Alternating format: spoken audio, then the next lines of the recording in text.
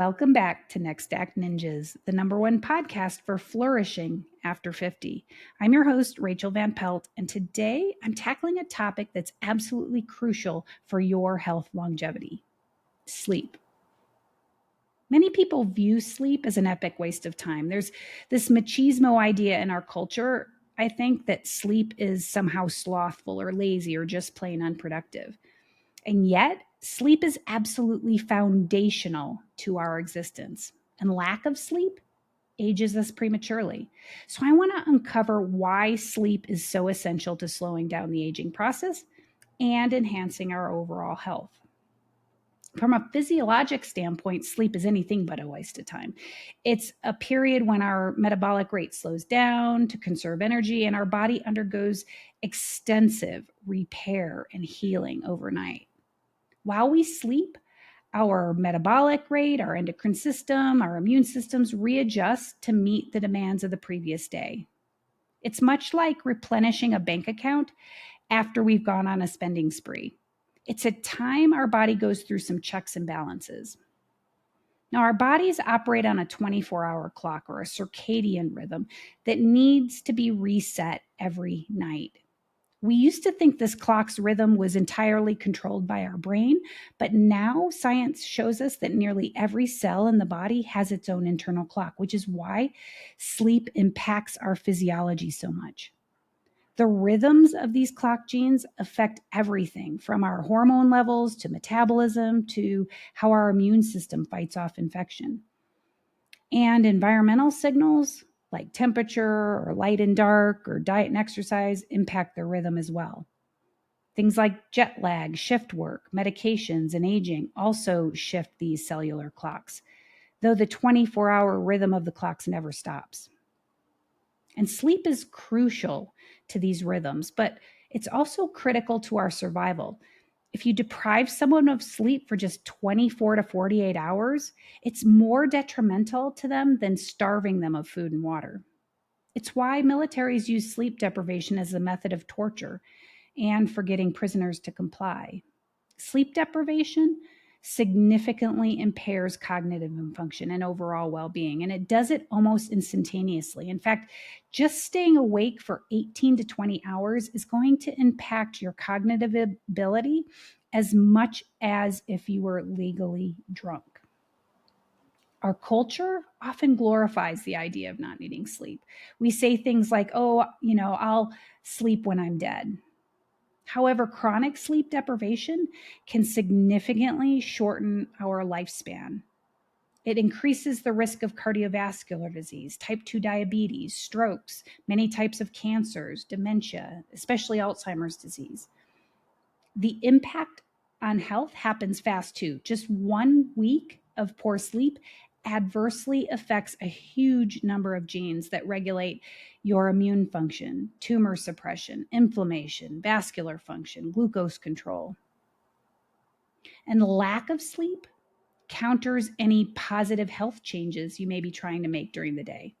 For example, when people are dieting to lose weight and they're not getting good sleep, studies show that they lose more muscle than fat. Typically, when you diet to lose weight, about 30% of the weight you lose is muscle mass. If you're sleep deprived, that number goes up to 70%.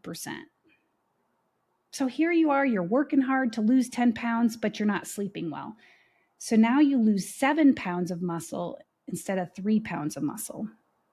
You lose only 3 pounds of fat instead of 7 pounds of fat. It's awful. You've totally shot yourself in the foot. That muscle loss is going to ensure you regain the weight almost immediately because your metabolic rate is linked to your muscle mass. Worse, those same studies show that you're also going to crave more sugar. You're going to eat more calories because that lack of sleep negatively impacts your hunger and satiety hormones, ghrelin and leptin. Lack of sleep also reduces your strength and fitness gains if you're doing an exercise program. In short, if you're not getting enough sleep while you're making those healthy lifestyle changes, you are working against yourself. The effects aren't just physical either. They're mental. Lack of sleep impacts our memory and mood. I mean, we all know being tired makes us moody and irritable, but it also impacts our mental clarity, our motivation to exercise, control over our food choices, and so forth. Conversely, when you get sufficient sleep, your mood improves, activity improves, food choices improve, productivity and creativity improve. In other words, the effects of sleep are bidirectional, meaning when we improve our sleep, our mood improves. When mood improves, we sleep better. When we sleep better, we make better food choices. When we eat better, our sleep improves. When we sleep better, we have more energy to exercise. When we exercise more, our sleep improves. It's all interwoven together, isn't it? It's integrated physiology at its best. I think it's also important to highlight that sleep quality is more important even than quantity. The overall quality of your sleep depends on how much time you spend in deep sleep and REM sleep. Deep sleep is that restorative phase where the body repairs tissues, builds bone and muscle, strengthens the immune system. Whereas REM sleep or dream sleep is critical for cognitive function. Dreaming acts as an emotional first aid or soothing therapy. It promotes memory, creativity, problem solving, insight. Dreaming alchemizes your physical, mental, emotional information. When we are deprived of deep and REM sleep, our mortality risk goes up even more than if we aren't getting enough sleep. In other words, you could be in bed sleeping 8 hours a night, but if I kept waking you up repeatedly and you were only drifting in and out of light sleep and never getting into deep or REM sleep, your body and brain will not get adequate restoration. It's going to deteriorate over time. As we age, it's common to see shifts in our circadian rhythm, as well as reductions in sleep quantity and quality. Sleep disturbances such as insomnia, sleep apnea, restless leg syndrome, those things are common.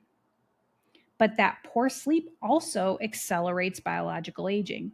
It contributes to the shortening of telomeres. That's those protective caps on the ends of our chromosomes that, when they shorten, are associated with shorter lifespan, higher risk of chronic disease.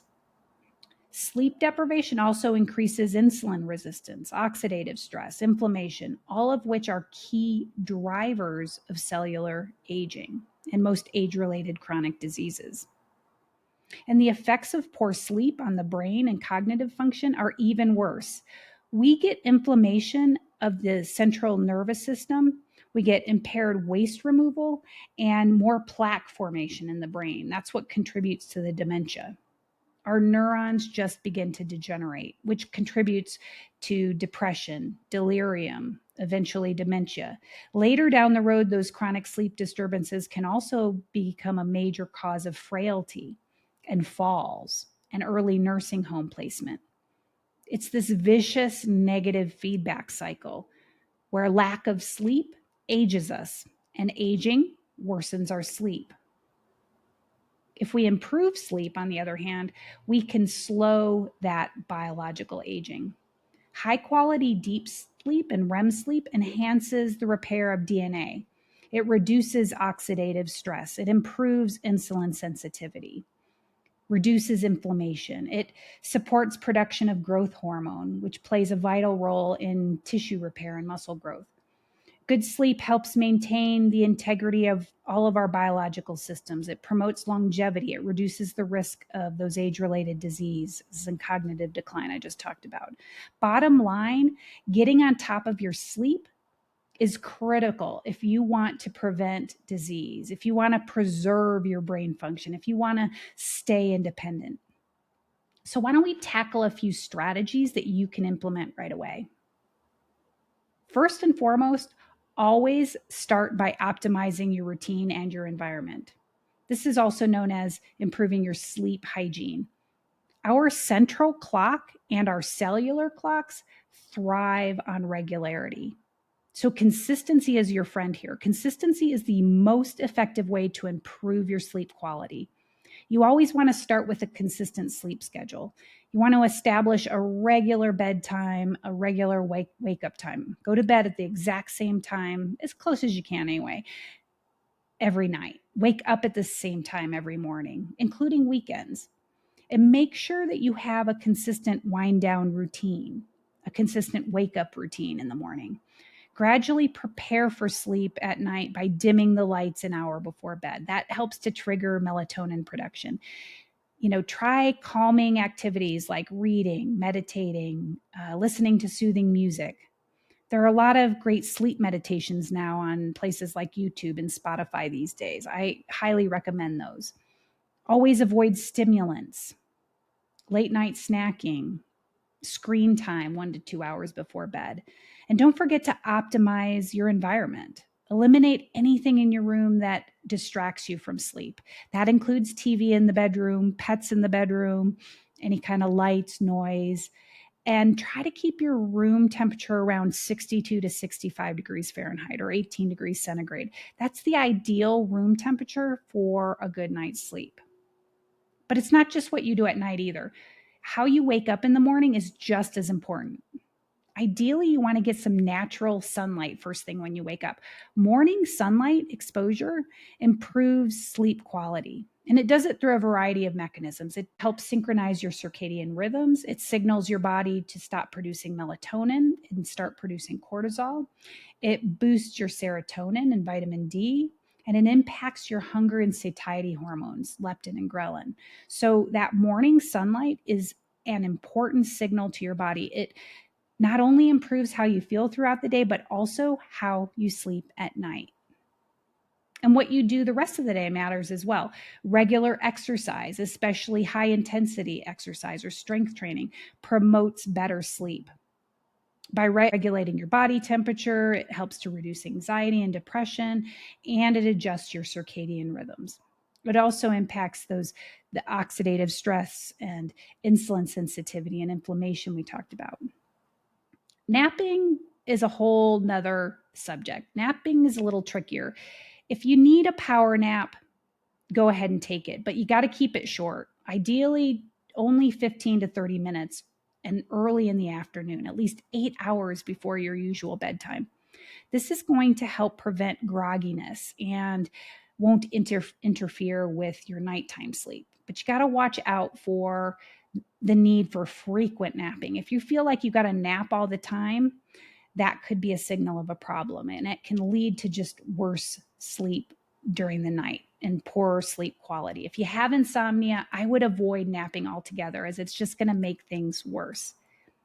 Now, if you regularly wake up in the middle of the night and you have difficulty falling back to sleep, there are a few things that you can try. First, do your best just to prevent waking up in the first place if you can. Eliminate things in your environment that tend to wake you up, like a pet, a phone that's on your bedside table, other devices in the room, that sort of thing. Eliminate alcohol or caffeine from your routine before bed. Avoid overhydrating before bed. If you drink too much water right before bedtime and you're waking up with a full bladder, you might want to cut down on that.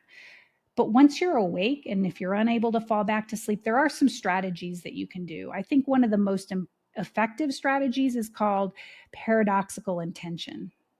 Instead of trying to fall asleep, try to stay awake. Focus on something like deep breathing or meditation or progressive relaxation. That's where you tense and relax each muscle in your body, starting from your head and working down towards your toes.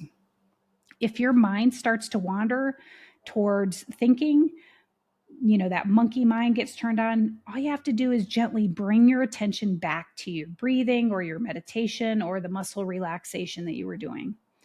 One of my favorite things to try and works really well for me is staying awake doing a simple task like counting back from 100 by sevens or reciting the alphabet backwards in your mind, of course. These strategies give you something to focus on that is just hard enough to take your mind off rumination and worry about the future, but not so hard that it keeps you awake for a long period of time. Some people are going to tell you to get up and go do something else, like reading, and then come back to bed. I don't recommend that because it's far more disruptive to your circadian rhythms and it tends to train your body to fully wake up in the middle of the night.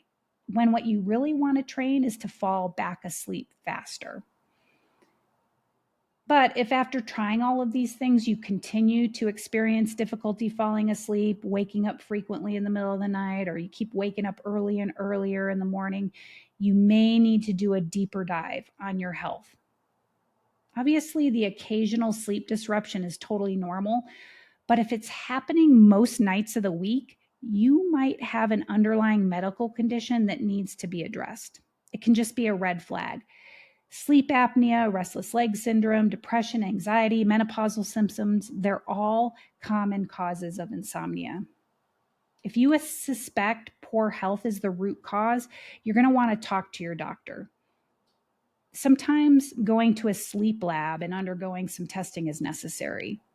It's important that you identify and treat any underlying medical conditions such as thyroid dysfunction, cardiovascular disease, diabetes, chronic pain, because all of these things are intimately tied with insomnia. That being said, sometimes it's the medications that are used to treat these underlying conditions that are actually causing the insomnia. So be sure to review any medications that you're taking with your doctor. Many frequently prescribed medications are known to impair sleep. Your doctor can tell you if there are good alternatives that might have less impact on your sleep, or if you can make a simple adjustment like taking the medication in the morning instead of the evening. But I highly recommend avoiding any kind of sleep medications, any kind of sleep aids, including the over the counter things if you can. While they can help you sleep more hours, they rarely improve sleep quality and they often make matters much worse, increasing daytime grogginess and chronic disease risk.